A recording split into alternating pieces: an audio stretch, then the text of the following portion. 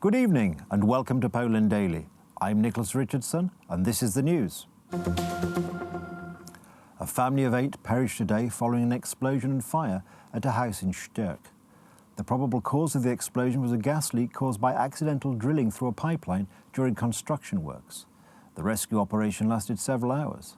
The President and Prime Minister of Poland sent their condolences to the victims' relatives. The firemen found bodies of 4 adults and 4 children among the ruins. The rescue operation lasted several hours with firemen searching for the rubble at the site of the explosion. The firemen are still searching for the rubble and unfortunately the victim count has risen to 8 people. We've been told that there were 8 people in the building at the time of the explosion, but we can't exclude the chance that someone simply passing by got hurt. That's why we will officially end the rescue only when we clear all the ruins and make sure that no one else is trapped there. It's difficult to say at this point what was the cause of the blast, but I believe the investigators will find it out shortly. At the moment we are focusing on the search and rescue mission. It was and still is a difficult operation given the fact that the fire followed the explosion. The investigation regarding the matter was undertaken by the State Prosecutor's Department in Bielsko-Biała. So far, police officers have questioned the employees of the Aqua System construction company. Condolences to the victims' relatives were sent by President Andrzej Duda and Prime Minister Mateusz Morawiecki. Unfortunately, we have further sad news from Styrk. Firemen and policemen are finding more bodies of the victims of the gas explosion. A family tragedy difficult to describe. My thoughts and prayers are with their relatives. Rest in peace. All possible manpower is engaged in saving human lives following the gas explosion in Styrk. I'm in constant contact with Provincial Governor Wieczorek, who is present on site. My thoughts are with the victim's family. Everyone will be given proper help. Since the blast yesterday evening, over 100 firemen and 50 policemen have been taking part in the rescue operation. The spokesman for the State Fire Service said that one of the rescuers was hurt in the process. Today, the Prime Minister of Poland, Mateusz Morawiecki, and the Minister of the Interior and Coordinator of Special Services, Mariusz Kamiński, announced a historic success in the fight against drugs, with the largest drug seizure in 30 years. Police officers from the Central Police Investigation Bureau and the National Revenue Administration seized 2 tons of cocaine from Colombia, worth an estimated 2 billion zloty, and detained several suspects. This attempt of smuggling was the biggest one of the last 30 years when it comes to the value of items. The cocaine was valued at 2 billion zloty.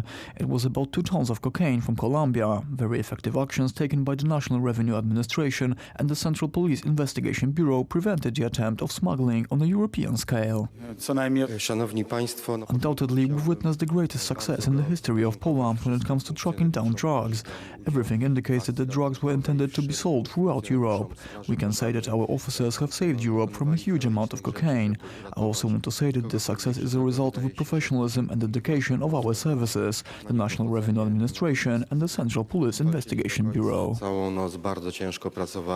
The Supreme Court today delivered a judgment that the National Chamber of the Judiciary is not impartial and independent, and that the disciplinary chamber of the Supreme Court is not a court.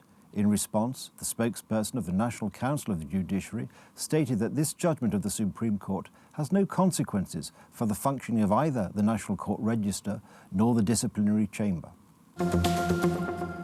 During a joint press conference of the Ministry of Culture and the Warsaw City authorities, it was announced that a competition to design a monument to commemorate the 1920 Battle of Warsaw, also known as the Miracle on the Vistula, will be announced tomorrow.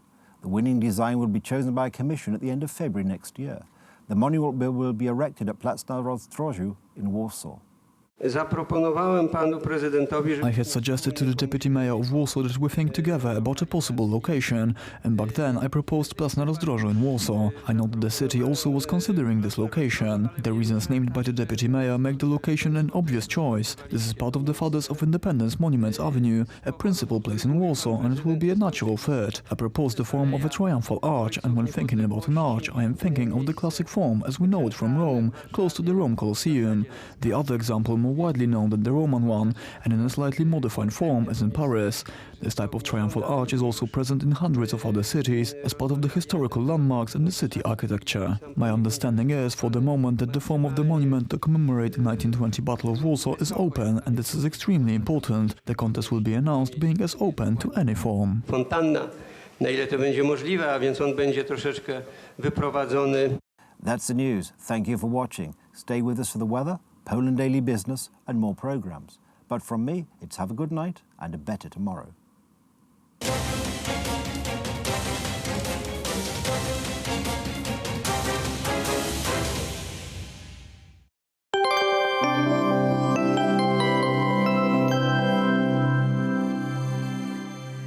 Welcome to Poland Daily Weather. Let's take a look at tonight's map. In central Poland and on the southeast, sky will be cloudless without any rainfall. A completely different situation will be in the northwest. There some snowfall will appear. Temperature will range from -5 degrees in Kraków to 4 degrees in Szczecin. Wind will be weak and will blow from the southwest. Now have a look at the map for tomorrow. Little overcast with some snowfall is expected in central Poland. Snow with rain will appear on the south. Over northern part of Poland, much more sunlight we will see. The temperature will range from 1 to 4 degrees in Gdańsk and Szczecin. Pressure will drop. Let's see the forecast for the following 3 days. On Saturday, temperature will range from 1 to 4 degrees. Loads of sun will appear on the northeast. On Sunday, temperature will increase to even 9 degrees. Much more rainfall will appear across Poland. In central, we might expect some snowfall. On Monday, pressure will fall again. We might expect little rainfalls over Gdańsk and Rzeszów. Thank you for watching and see you soon.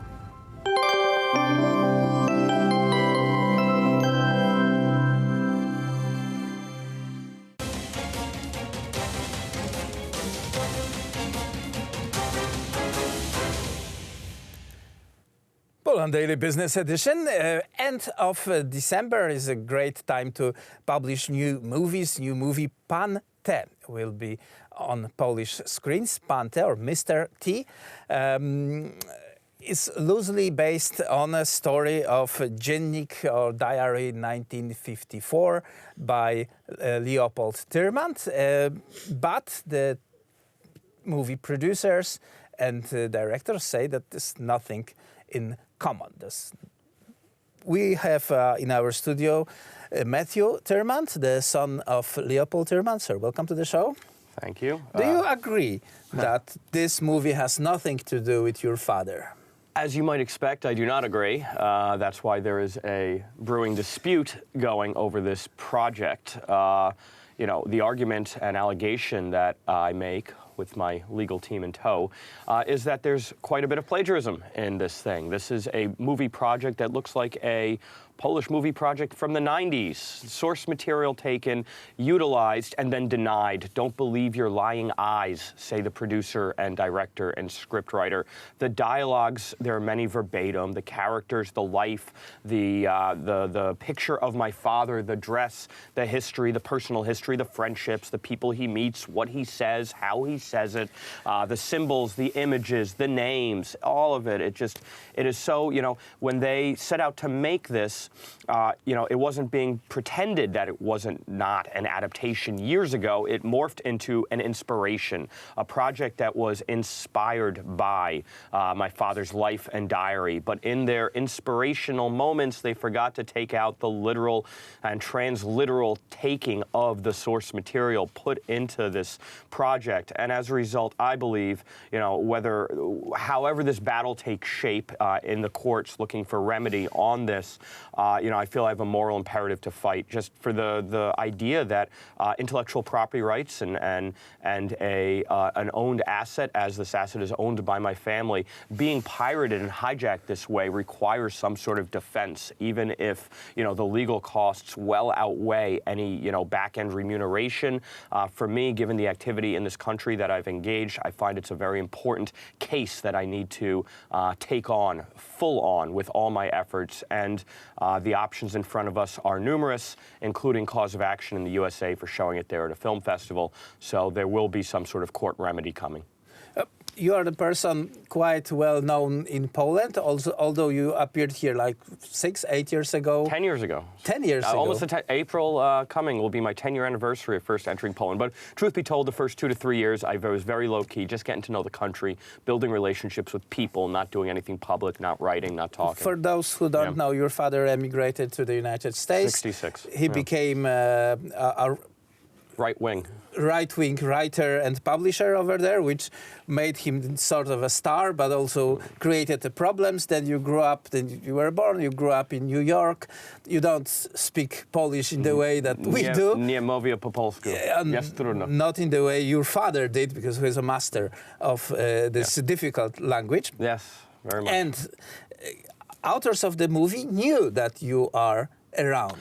I don't know about that. You know, they don't seem to me, and I'm supposed to not attack them ad hominem. It's rather hard, given my experience with them the last couple of years, and the lies and the misrepresentations and the slow walking, and even saying in print that they were very willing to work with us and show us all their product. They slow walked everything until a couple weeks before the premiere in Gdynia, and then say publicly, well, they didn't sue for the last year, so they obviously know they have no case. Now, that's not true. We are responsible analysts and people, and we wanted to see what they were going to put forward before we would sue. Moreover, we were going to enter into good faith talks about settlement. As I've said previously, if they would have come to me honestly and openly initially, they would have gotten this whole project, the license for the diary. They could have used it however they wanted years ago for nothing, for symbolic consideration. But because they behaved in this sort of 1990s kind of ugly way, I feel this moral imperative to hold them accountable and responsible for this very ugly behavior. But I have done projects in this country where I try and move these ideas of good government and good law enforcement and good policy forward. And I think they probably should have researched me. I don't think they did. And then when they did see me come into the picture and go into their office and ask them for some sort of explanation of this whole imbroglio, this debacle, they were just so obfuscating the truth. And I think then they said, you know what, we're just going to fight them. And I think that's not going to work out well for them. Okay, the Polski Instytut Sztuki Filmowej of Polish Institute of Film Art withdraw their donation to that movie. Yeah, the Łódź Film Commission wouldn't even give them a grant years before I was present making noise about this case, or even not making noise, but just asking for information to the Polish Film Institute, to the producer, to the distributor, Kino Świat, who was just ignored every entreaty by myself or my lawyers. But Łódź just denied them on their own merit or lack thereof, given this project, saying we believe there'll be a copyright infringement case around this. We're not going to fund this. And Radek Smagulski, the head of the Polish Institute of Film, when he saw my complaints and my questions and queries about this project, he also backed off. He realized that there was something to it, that there was merit to the allegations I was making. And he's a very good steward of the public finance role he has. He can't get the Polish Institute of Film into some giant court case with some guys who potentially took intellectual property and then said, okay, give us taxpayer money to create a project around it. He did the right and responsible thing, and he said, I'm sorry, I can't do it. The irony is that he gave them an opportunity to, put together some sort of papered agreement, in which case money would have been released and they would have been able to go about their business. And I don't know, for whatever reason, I don't believe it's economically or morally or intellectually rational, they said, no, we believe we're right. Marcin Krystałowicz, the director, and Andrzej Golda suggest that, the words and scenes and characters from this movie all spring from their own genius. Well, there's verbatim dialogue from the diary. There are devices that are straight from the diary. The characters are straight from the diary. My father's characterization, the plot, the dialogue, the lifestyle, everything is from the diary. So, look, this is to me, it's rather a ridiculous case, but, Poland, where the unbelievable happens. One of the way to do a PR campaign is to launch a noise before the movie will be produced. Scandal sells tickets. Right. Yeah. So the question: are you taking part in one? No, I don't play games with people who do dishonest things. My political activism and my PR info wars, as you've seen me do, revolve more around things like dressing everyone up as Ośmiorniczki when Radek Sikorski comes to New York. I like to do things a little bit more openly and honestly. You know where I stand. I don't try and play the game behind the game with guys who are like this. Matthew Tyrmand, thank you very much for that, and we will see the development. Please let us know how this thing will end. And that was it for Poland Daily Business Tonight.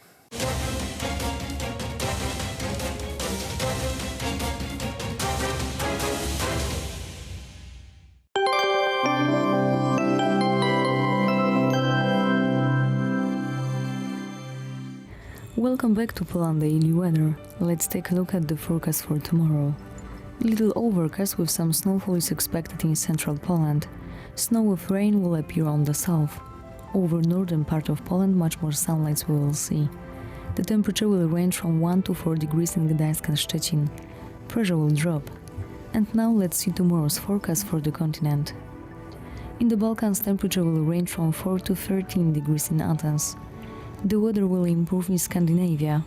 The temperature will increase to 8 degrees in Oslo and Stockholm. Much more sun is expected in Central and Southern Europe. Pleasant weather over London. There the temperature will hover around 9 degrees. Thank you for watching and goodbye.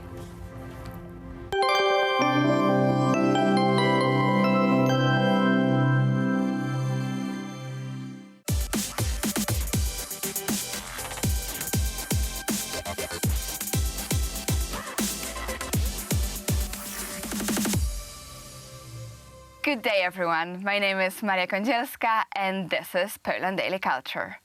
Our today's guest is one of the most recognizable Polish musicians, composer, guitar player, and member of numerous reggae and rock bands. Ladies and gentlemen, Dariusz Malejonek. Hello to everyone, glad to be here. Thank you for being with us.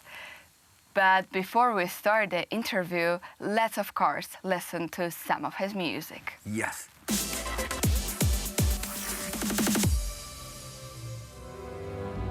Szczęśliwi ci, którym droga nieskalana, którzy postępują według Twego prawa. Szczęśliwi, którzy zachowują napomnienia Pana, całym sercem Go szukają. Ci, którzy nie czynią nieprawości, lecz kroczą Jego drogami. Gdy strzec będę Twoich przekazań, Ty mnie, Panie, nie opuścisz.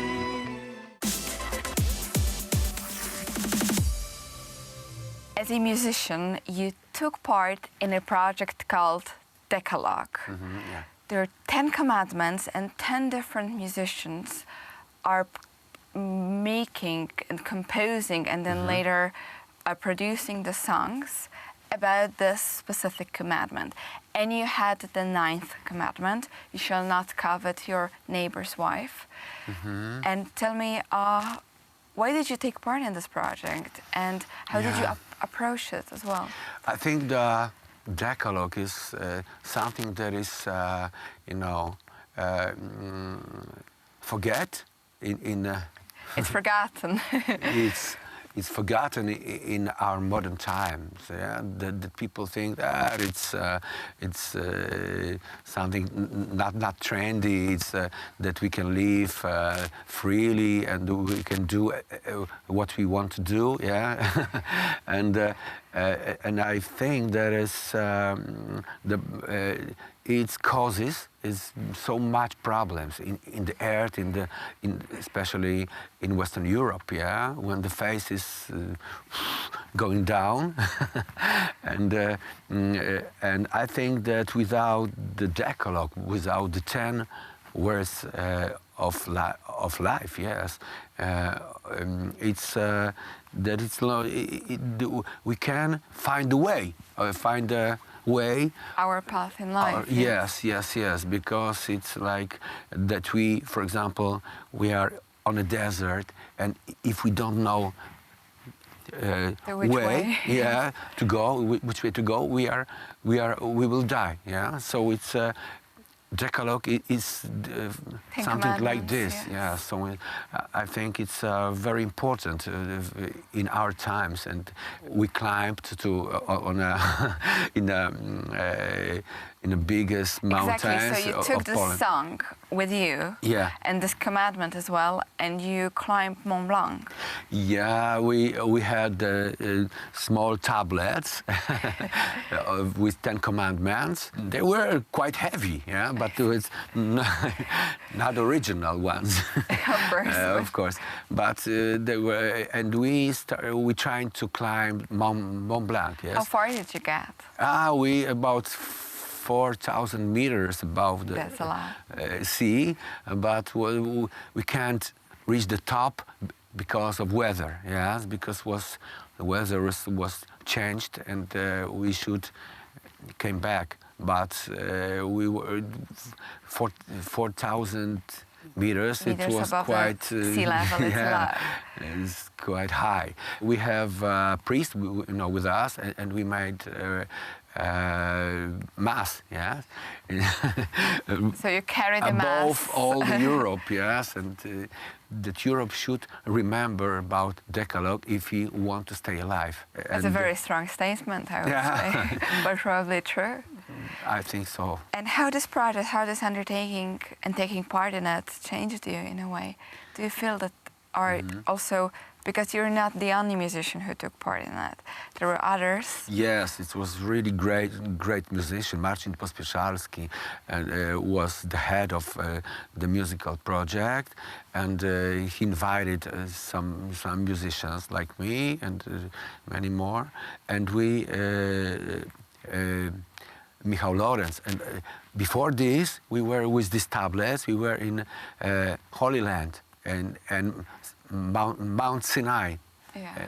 We climbed Mount Sinai with this tablet, mountain, with Marek Kamiński also. I see. Yeah, very famous traveler. Yeah. And it was really great opportunity to feel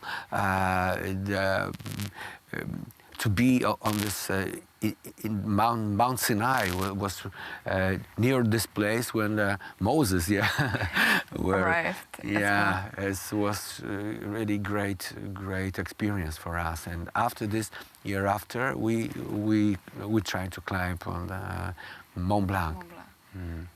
And tell me, please, do you observe any change in your audience when you're touching such topics?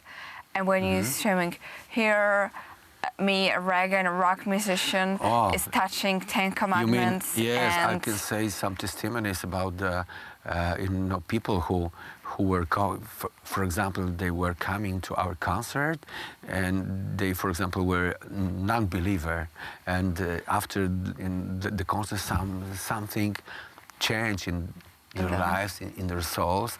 And for example, one guy wrote me that he was drunk and stoned, on drugs, and he came to concert by accident, yeah. But he told that it was changed his life, and now he's father of five children. Yes. Quick. Yeah. No, it was 20 years ago. I see. Yeah. So, and he now is planning to go to China as a volunteer, as a missionary. Yes. Wow. So it really changed his life. And I can tell you many stories like this. Yeah. That was, for example, one guy who was depressed because he was after divorce. He stayed, alone. And was depressed and started to drink, and someone gave him our CD, yes, Maloreg Rockers, and this helped him to stand on his own feet, yes, and to feel better and start to hope. Yeah, hope is the the key. Everyone who forgot the Ten Commandments or who has a Decalogue somewhere in the back of their minds, but not in an everyday life, those songs which tell the truth and which tell the hope, and one of them, of Darek Malajanek, is absolutely for you. And thank you for watching Poland Daily Culture.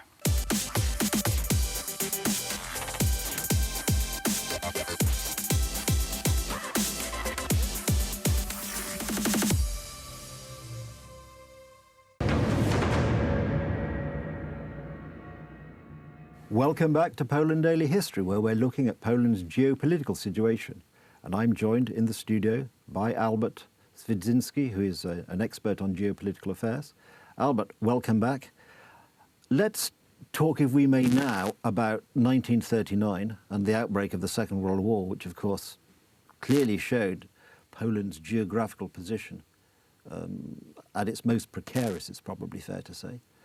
There had been in 1939, 1938, all sorts of alliances, all sorts of attempts to avoid war with Germany, but ultimately it wasn't to be successful, and Poland was given perhaps a very weak hand which it probably didn't play desperately well. I mean, is that a fair? I mean, Joseph Beck, I think, was probably not the world's most talented foreign minister.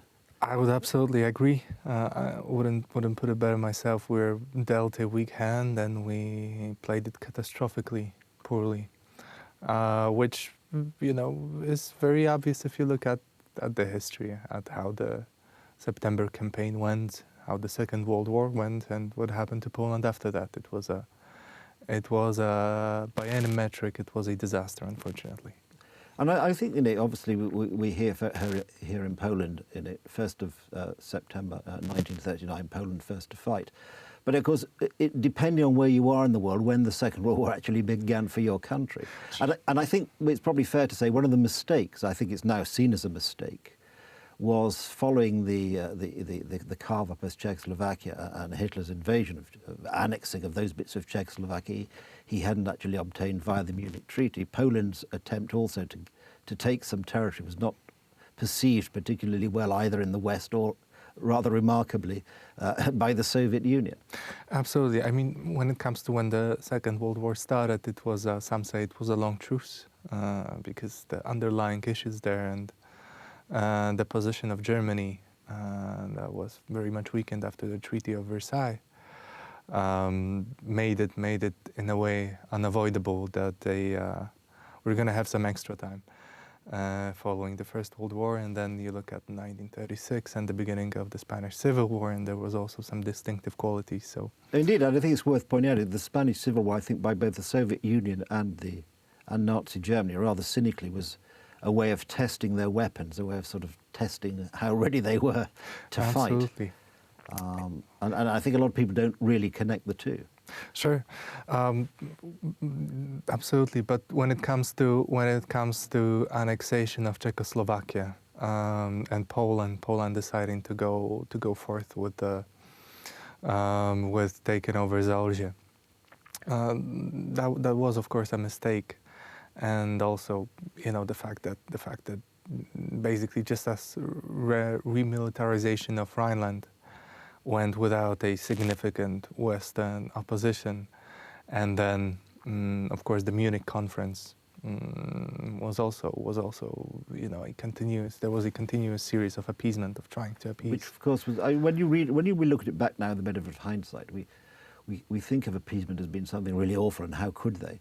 But of course. And what is probably also folk tend not to think about is for many of the politicians involved, certainly on the British side, they had lost relatives or themselves had fought in the First World War. So almost anything would be seen to be better than starting this all over again. Absolutely. There was also this, I would imagine, and it still is the difference in perception of the First World War in Western Europe and in Poland. Because again, when you think of First World War, you think of Soma, you think of chemical gas attacks, you think of the poppy fields, right? Exactly. But in Poland, we think of regaining independence, and so sort of a glorious end. Absolutely, very, very unlikely, but glorious outcome of the First World War for us. Which I don't know. Perhaps it also influenced. I don't think it did, but one could stipulate that it also influenced Poland's willingness to stand up to Germany, which was tragically miscalculated. Well, because although Poland, like other European countries, had been engaged in some degree of rearmament, up until the 1939, Poland really didn't have the modern weaponry Absolutely. to resist Germany. Yes. We didn't have, well, we were unprepared on every single front there was. We didn't have the modern armaments. We had some modern bombers, but that's about it. It was PZL-37, which was a good bomber. We're all led to believe that it was a good bomber, but we had very little in ways of modern armor. We didn't have really any fortifications in Western Europe, on western borders of Poland. Polish state was preparing for a war in the east, so we invested heavily in fortifications to our eastern border, but not to the west. And being especially that the borders were closer to the Vistula River line than they are today. Poland's strategic position vis-a-vis Germany was extremely difficult in the first place. because also we had East Prussia up north, and after 1938 we also had German troops stationed in Czechoslovakia.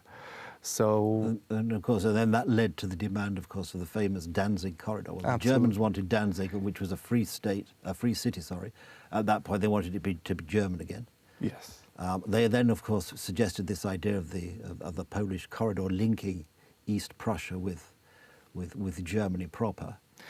Yes. And I suppose, in a funny sort of way, it must have dawned even on Beck at that point that what had been, sauce for the goose is sauce for the gander. So Germany taking or acquiescing or taking parts of Czechoslovakia, from the German point of view, it was no different, asking for and then taking essentially parts of Poland.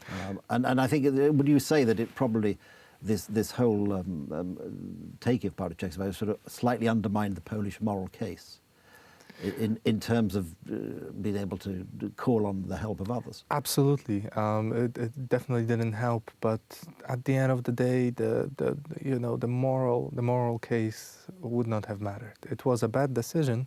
I mean, originally I don't want to whitewash Poland here. Originally, those regions in Zalesia, they were supposed to be subject to a plebiscite, to a popular vote, but that didn't happen. The Czechoslovaks managed to skim through that, avoid that outcome, which doesn't change the fact that we basically invaded a sovereign state.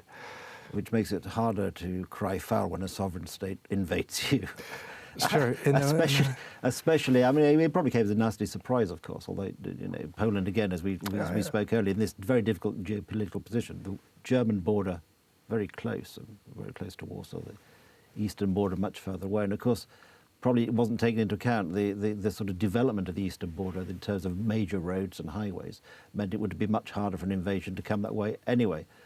That is, well, this is a thing that still is visible in Poland. That is the infrastructure. How was infrastructure developed during the partition, during the partitions of Poland, and you could clearly see that in all three partitioned areas of Poland, the transport infrastructure, for example, was set up in a way to best serve the capitals of the states that occupied them. That's super. But that's probably getting us into another subject. But certainly in terms of the immediate outbreak of the Second World War and the reasons, thank you, Albert, for discussing that. Thank you. Thank you.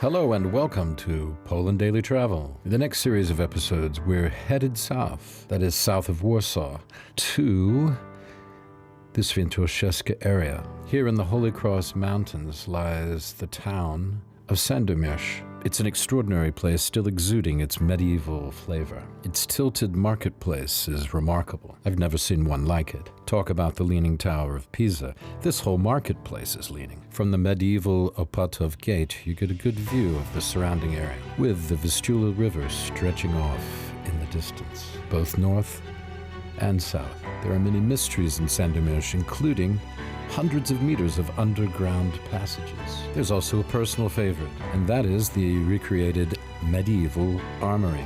Here you can sample weapons, armor, clothing, you name it, all from the medieval period. Later in the day, if you have a mind to, you can leave the town and catch the sunrise out on the edge. That is the edge of town. On the edge of town, you will find the Pepper Hills, a quite remarkable and unique set of hills. Hundreds of millions of years old, the Pepper Hills are a perfect place for hiking and just relaxing.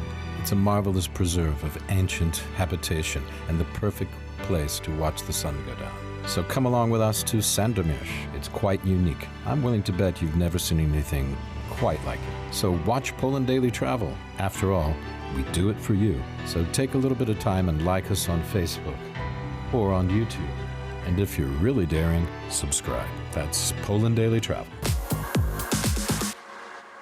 Welcome to Poland Daily Travel. We're in a really, really nice spot, as you can see, at exactly the right time of day. It's magic hour, and we're in a magical place. It's called the Pepper Hills. The Pepper Hills, which are just outside of Sandomierz, just a few kilometers. You could easily bicycle it in half an hour or so. Behind me, you'll see the town of Sandomierz. Just make out some of the buildings. There you'll see, I believe that's the castle on the end over there. And where you're standing is a particularly amazing place. These are Precambrian mountains, and they were mountains. They are now mere hills. I think the highest part of them is only about 250 meters. But you can see behind me, they're rolling just over this way. And down on the edge of the Wisła, there is a nature reserve, which is the Pepper Hills Nature Reserve. And it's its own little microclimate. It's quite extraordinary. The kind of, it's got the same kind of stone that the Lus stone that Sandomierz is built on, which is this very porous stone, which is easy to dig in, but is not always so solid. And I don't know if that's a factor of just being so old or what, but I can tell you the view is certainly rewarding. Of course, the Vistula River down here, and the sun going down in the west. Truly a beautiful, beautiful afternoon. I can hardly believe it's October because, you know, I'm wearing short sleeve shirt, don't really need the jacket. It's been about 22, 23 degrees centigrade today, which is in the 70s. So a magical day at a magical time in a place I just recently discovered. And, you know, hardly any of my Polish friends have even been to Sandomierz or Sandomierz, because the accent in Polish is on the second syllable, Sandomierz, or, needless to say, to the Pepper Mountains. So enjoy the view, and we'll be right back after the bumper. I promised you a decent view. I didn't lie. This is the Pepper Mountains, and feast your eyes. They're not mountains. They're kind of shale hills now, or something like that, or dirt hills. The structure of these hills well, what you see left is extremely ancient, 500 million years, Precambrian. And these mountains, or these hills, are the oldest part of the Świętokrzyskie hills, the Holy Cross mountains or hills. The Pepper Hills were once as tall, what you see here that we're standing on top of, were once as tall as the Tatra Mountains in southern Poland, which are about some 2,500 meters tall. So this is an incredible area. There's a nice sort of walk through there, I bet, folks. And you can see that there's a crazy rock formation down there, just at the bottom. And they've put in these walking places, because it's quite steep. They put in these walking ropes because it's actually pretty steep, and there's not much to grab onto. It's absolutely wonderful. And as I say, here at the magic hour, as you can tell, and we see the whole of the Vistula Plain setting out in front of us. If we look over, if we go back to the north, we come to the San River eventually.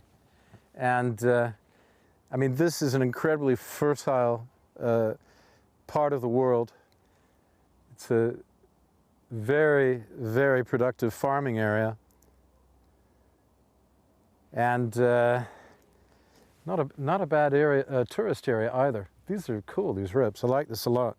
So you could just take this. I guess it, you know, keep you steady while you're walking, but also give you a hand up, because it's pretty steep. It's nice. I can't think of a better time to be here.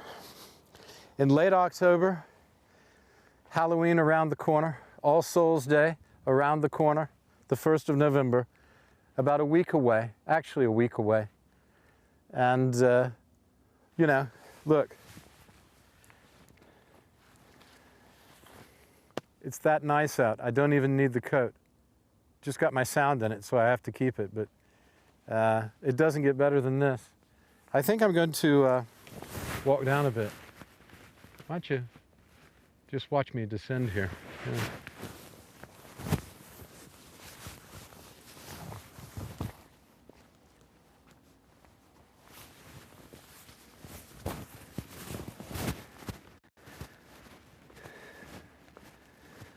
Oh man, this is just heaven. It's unbelievable.